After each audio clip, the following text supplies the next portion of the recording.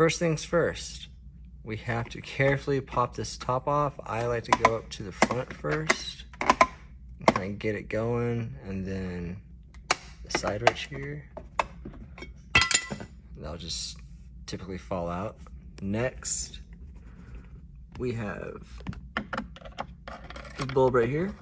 All we're going to do is just pull it down. Yeah, it's pretty nasty, right? And then I'm just going to take it out.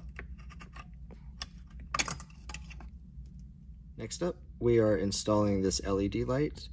And the way that it's facing up right now, that's the way it should be facing down, because these are your lights. We just shove this little guy right up in here. Just like that. We put the dome light cover back into its place. It just snaps right back in.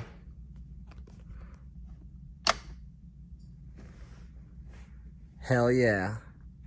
Hell yeah, brother. This is what it looks like with my top up.